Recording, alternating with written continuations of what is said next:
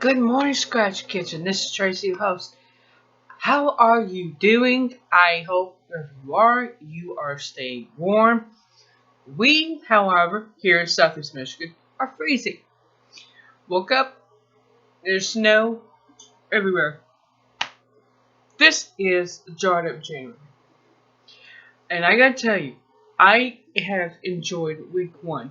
Now, last year there was only like five or six channels that participated. This year is bigger.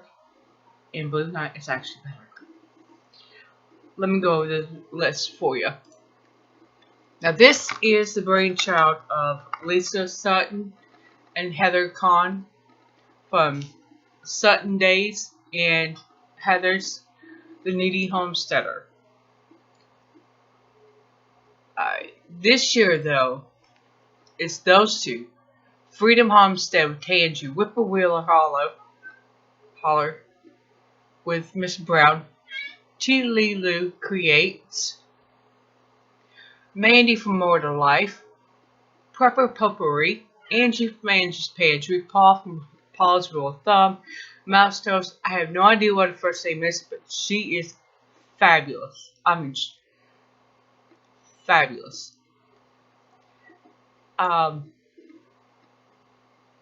I get rid of some stuff here.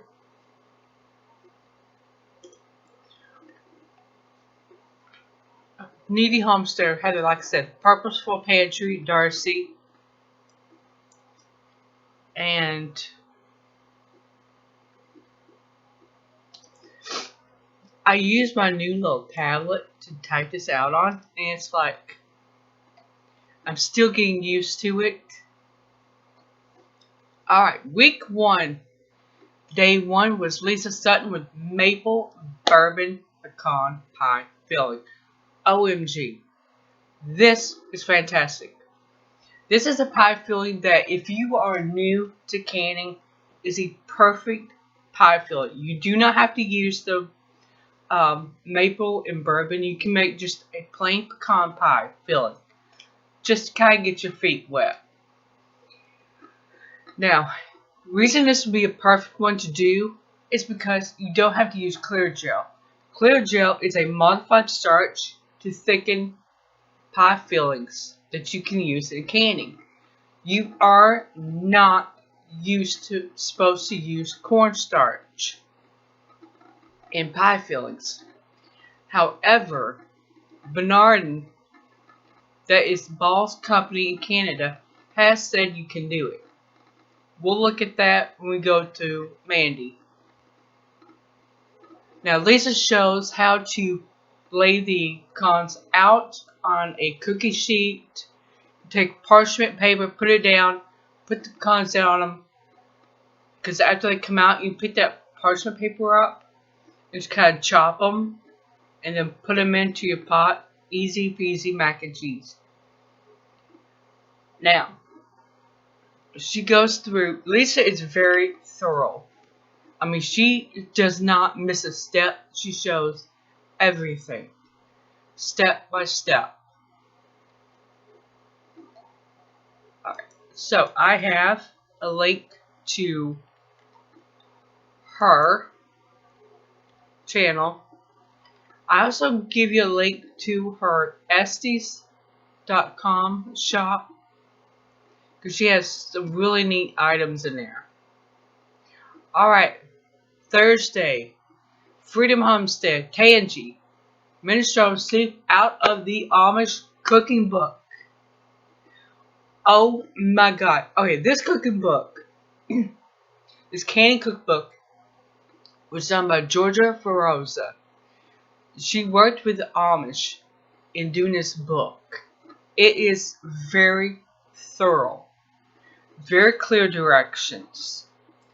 They even have one soup that you can put your own together. You can take what you have and it shows you how to do it. Usually you can by the longest time of an ingredient. You go by whatever it is that needs the longest time.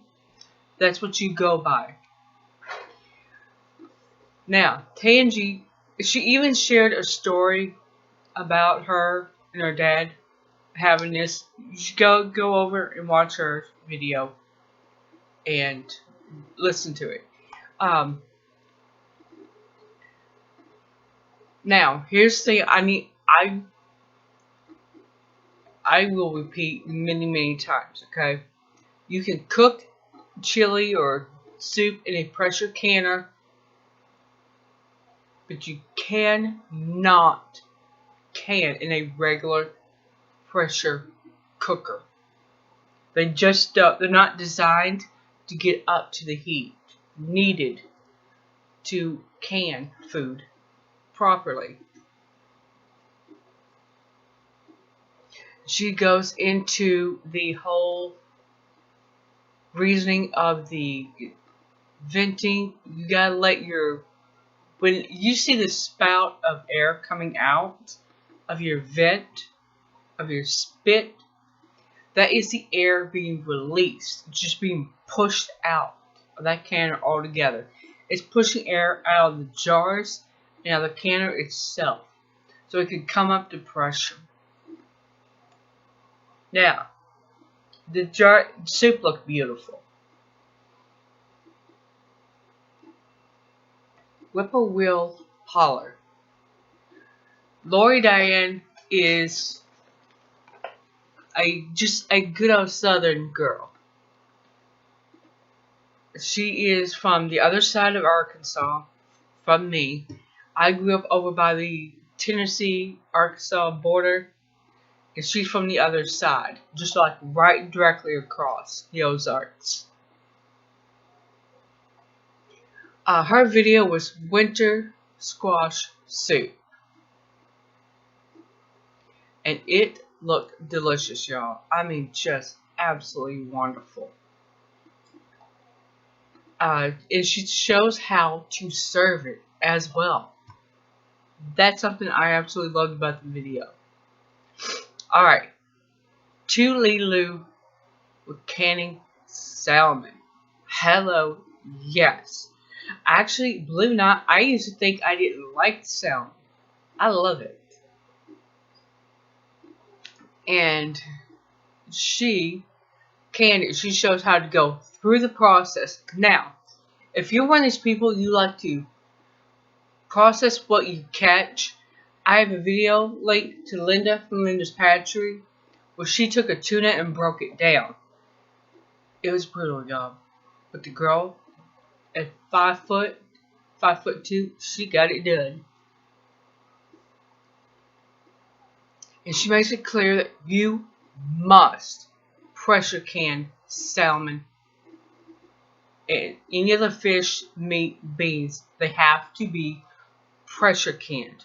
The lower the acidity of a food, the more it needs to be canned. Okay, things like salmon, beef, chicken, beans, they have an extremely low acidic content, so they have to be pressure canned. And there's some vegetables that have to be pressure canned as well. She goes through the whole process. I gotta get a drink. She shows how to cut the salmon down to fit it into the little jar. Alright, moving on. Mandy. She was part of last year's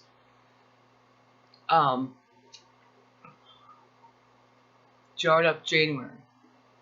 I've been watching her for a couple years now, and I've really learned a lot from her.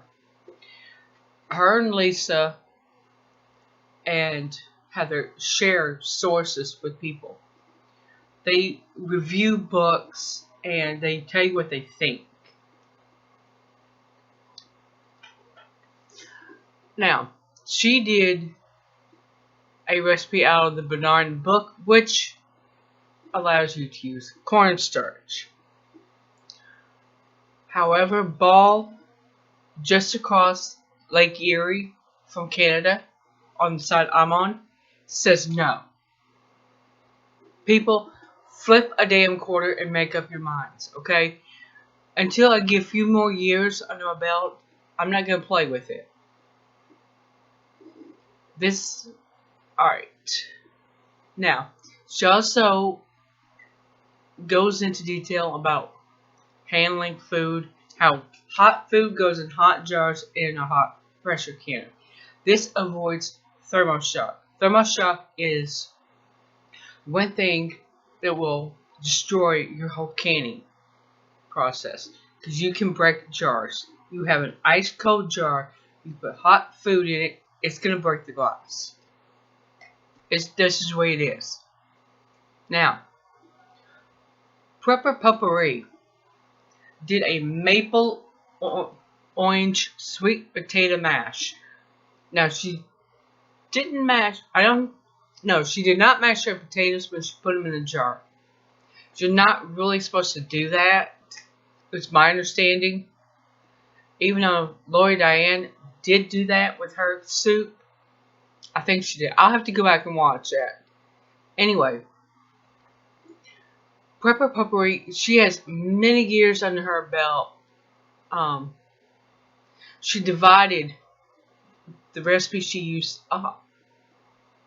So, because she's the only one in her house and her son that likes sweet potatoes. Her husband and other kids don't like them. So why do a whole bunch? Now, she goes through the whole process of filling the jars, why she does what she does, and she also does. She reached into a jar, into a pot of water, hot water, mind you, and pulled out a parboiled potato with her hand. That sister is hardcore, okay? She made the syrup, showed how she made it, and just really goes through the whole process. Now, she did show how to serve it, and it looked good. Alright, pressure canning, no soap, chili mixed, Angie from Angie's Pantry. She's another one that was part of last year's Jarred Up January. I also use no soak method for beans. I found that they just get too mushy if you pre-cook them and then can them. I don't like it. And having a daughter that is part Mexican, it helps to have home canned beans. Because that girl can pound through rice and beans. I'm telling you. She goes details into things. Very detailed. She's an excellent person to watch. Paul's rule of thumb, Mongolian beef. Now, I've only been watching him for a year. But he's good. It's highly recommended by Lisa and Heather. Now, he did Mongolian beef, which is something that he and his husband eat when they go out. So, this brings me to another point. Make sure you can what your family likes. I've canned stuff and we ended up not liking it. And my daughter made it clear back in the summer that she doesn't mind a can, but she'd rather I just can like one thing at a time. Be an ingredient canner. Moving on. Now, Paul used meat for carne asada. This is something that a lot of Mexican ladies use. They just want beef that's cut up. It's used in tacos, burritos, whatever they need. Pre-cut beef for. He used it for Mongolian beef. I never thought about using it for anything but Mexican dishes until I seen him do it.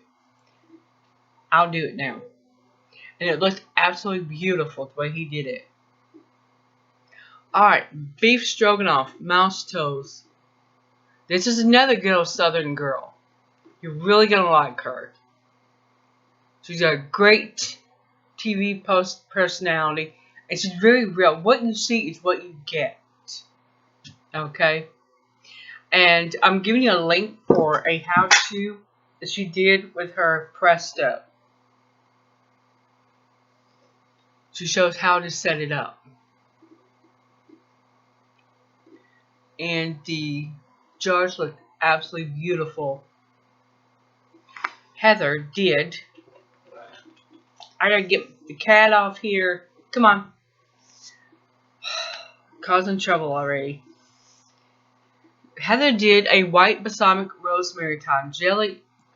I watched her do it. I thought, I gotta make that. It turns out I have the recipe and the ball book that she had showed. Yeah, I'm totally gonna make that, and yes, I will take you along. Okay, she goes through mixing the pectin, the powdered pectin, with a little bit of the sugar.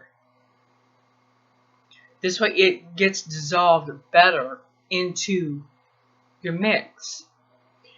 It does work. She uses like a little pat of butter, like maybe a teaspoon of butter.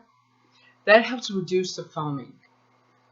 Great trick. Now Heather's a good one to watch if you want to learn to really cook from scratch.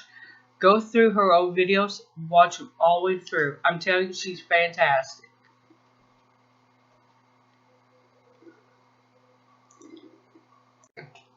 And check on the cat, see what she was up to. Now, I give you a link to all of these videos. And I hope you guys will go over, watch this. Let them know Trace from Scratch Kitchen sent you. And I'm telling you, if you want to learn how to can, these are the people you should be watching. Along with Bev from Our Half Acre Homestead. She's fantastic. Alright guys, I will see you tomorrow. Yeah, 'cause I'm going to do a make your own takeout dish tonight with Alaska pollock. It's going to be one like you would get at Long John Silver's. I look forward to doing that and having it and sharing it with you. See you.